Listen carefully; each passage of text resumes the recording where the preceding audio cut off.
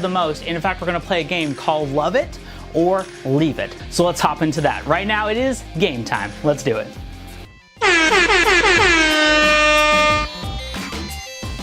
Love it or leave it. Let's find out about some of your favorite and not so favorite foods. Here comes round number one. Who likes tomatoes? They're red, they're round, sometimes a little squishy. Who thinks they are gross? If you love them, let me hear you say, love it. Come on, let me hear it. If you don't, let's hear you say, leave it. Leave it alone. Now find someone who agrees with you and give them a thumbs up.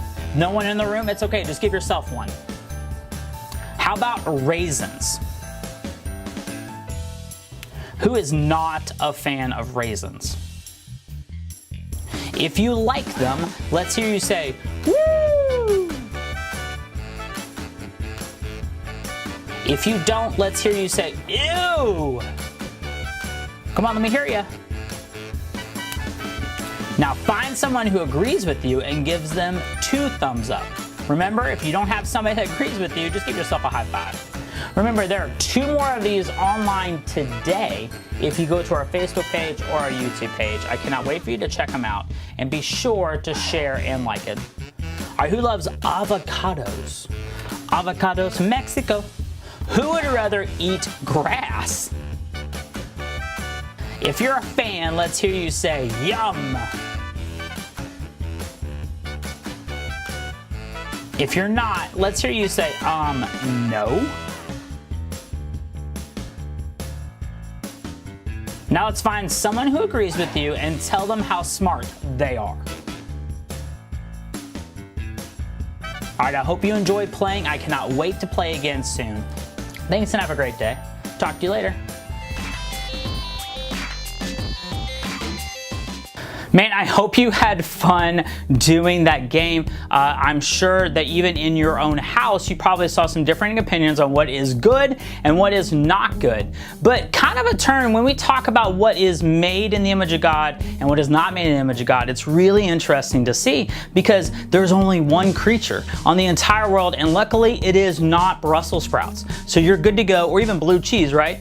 It is you and me. And today's big picture question, like it was just last week we started it, is why did God create people? Why did God create people? So you may remember the answer from last week, but if you don't, that's okay. Our story today is going to talk a little bit more about that. I cannot wait to hop into it and let you see it. So let's watch the story together.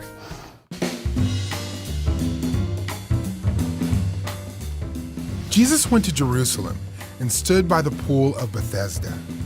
Many people were at the pool who were blind, lame, or paralyzed. Jesus noticed a man who could not walk. He had been lying there for a long time. Jesus asked him, "Do you want to get well?" The man answered, "Sir, I have no one to put me in the pool when the water is stirred up. Someone else always gets in before me." The man thought if he could get into the water, he would be healed. Jesus told him, "Get up, pick up your mat, and walk." Right away, the man was miraculously healed. Wow. He picked up his mat and started to walk. This happened on the Sabbath, so the Jews told the man who was healed, "It is against the law to pick up your mat on the Sabbath." The man replied, "The man who healed me told me to pick up my mat and walk." "Who was this man?" the Jews asked. But the man who was healed did not know who had healed him. By this time, Jesus had slipped away into the crowd. Later, Jesus found the healed man in the temple. Jesus said to him, "See, you are healed. Do not sin anymore, so that something worse doesn't happen to you." Then the man went to the Jews and told them that Jesus had healed him. So the Jews began persecuting Jesus because he was healing people on the Sabbath. Jesus told the Jews, "My Father is still working, and I am working too." Now the Jews wanted even more to kill Jesus because he wasn't just breaking their rules about the Sabbath. He was saying that God is his Father, making himself equal to God. Jesus is God's Son, and he always did what God said was right. The man at the pool was unable to help himself. Jesus healed him, and he obeyed Jesus' commands. In a similar way, we are unable to free ourselves from sin. Jesus calls us to trust in him. When we trust in Jesus, he frees us from the power of sin and death so we can follow him and obey him. All right, so in our story, our big picture answer was right there from our big picture question. Our big picture question is what? Why did God create people? The answer is God created people to worship him, love him, and show his glory. Those three things are so important. They all have different aspects to them. Worship him because we know he is the one, right? Love him because, well, he first loved us. And show his glory because he does amazing and magnificent things just like our story showed today. In fact, it is crazy how God even makes some things that don't even seem possible. Many things are times called miracles. But in reality, it's just God doing God stuff, right? It's stuff outside of our control, outside of our power and realm, and we go, wow, that is so cool, right? In fact, I want to show you a little trick to talk about this. And so let's actually hop into experiment time. You ready? All right, let's do it.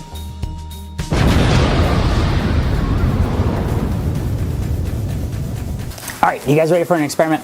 Okay, so, all right, we have a cup of water, all right? We have a straw, red's fine, cool, red. And we have another straw with a wrapper. And actually what we're gonna do here is actually just gonna rip some of it off, make a little, make a little trash here, whatever, all right? But we're gonna scrunch it up. Looks a little like this. All right, so all right, and then we're gonna take it off the straw. Ow. All right, so now we have, well, basically we got trash here, okay? All right, so you remember today's story has somebody that gets healed, right? Well, so Jesus goes to the pool that the man's been trying to get in for years, but he can't get in because he has no one to help him. And Jesus, instead of trying to help him into the pool, he heals him. He actually completely heals him, right? And he tells him to what? Get up and walk, right? Well, so this little scrunchy thing is kind of fun, but it's pretty much just trash. It was back to kind of trash before, right? It's just to protect the straw here, right? So you don't get touched, right? Well, if I take a little bit of water right here and I put it on it, it starts to grow. In fact, it even almost kind of looks like it's like it's coming back to life, right? Isn't that crazy? Like it grows back, right? It was all tiny and scrunchy and now it grows all the way back. Isn't that neat? In fact, sometimes Jesus's power looks like this, where he takes something that just looks like something unwanted and he makes something cool happen, right? He makes it come back to life. But unlike this, Jesus' real power, right? The man came back. In fact, he wasn't just healed for a day. He was healed even to the next day when Jesus met him again at the temple. And so the coolest thing is that he got to testify. So what has God done in your life? What has God changed in your life that it looked dead from one time and God made it back to life?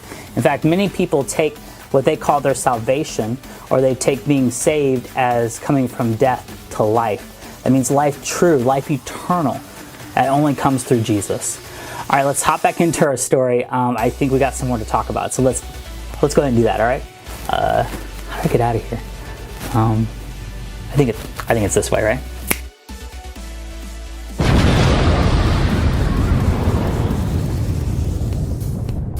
Feel free to do that experiment sometime at a restaurant. Sure, make a big mess, maybe even at home, but show your friends. But don't forget what it's all about. Talk about how God created something that just looks like trash and he redeems it, or he brings it back to life. He shows it having new life, but it's really his power that does all those things. Isn't it amazing? Now that little trick is not real life.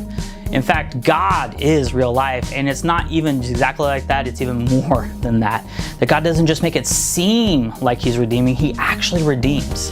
In fact, you and me are redeemed if we choose to love him and follow what he has. He is so special and he loves us so much. In fact, he loves everybody so much. And well, today's question from kids is really powerful, and I want you to be listening because my friend Pastor Brian shares about his own family and what he goes through. So let's check out this video together.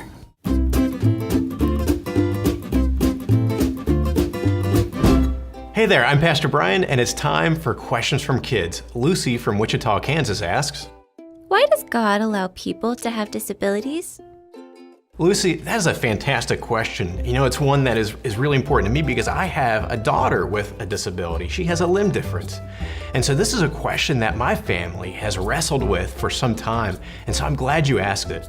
Well, here's the big idea, that people are born with disabilities in part because we live in a broken world. Sin has infected every part of this world, and that includes that at times people are born with disabilities, like my daughter who only has one leg and not two. And so that's the real reason in a nutshell. But let me unpack that for a minute more because I think this is really important. And this is something that we have really worked hard to communicate to my daughter and others. And it's this, that there are no accidents for God. That my daughter was knit together in the womb the way that God wanted her to be, and other people with disabilities are knit together the way God wanted them to be. Now, it's hard for us to understand this, but again, we remember everything God does is for His glory and our good. And so God has a purpose in disabilities. He's got a purpose in doing this. You know, we saw that in the story today with the man who was lame, that God used him to draw other people to Himself. And so we see that God can use even disabilities, things that are really difficult. And we wouldn't want somebody to be born with a disability, but God can use even those difficult things in our lives to draw other people to Him, to help us understand how good He is and how loving He is. And here's the wonderful thing, that Christ came to make everything wrong right again one day. And here's our hope. My hope is that one day my daughter will run in heaven with two legs when God has made everything right again. And so everybody who has a disability has that to look forward to, that God will make right all wrongs through Jesus Christ. So here's a question back for you. How can you show love to people of all abilities?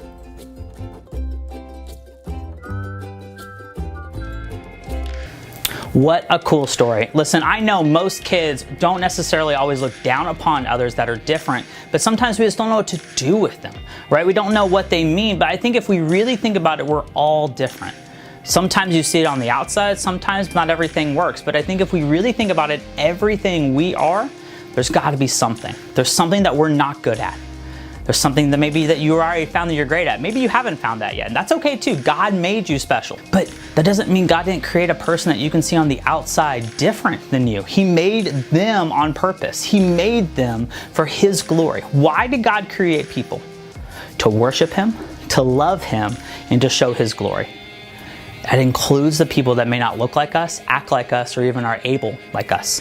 That doesn't mean He didn't make them special and amazing. I hope you see that through our story and even through our question today. I cannot wait to see you guys again soon and join together very soon. Thanks and have a great day. Bye.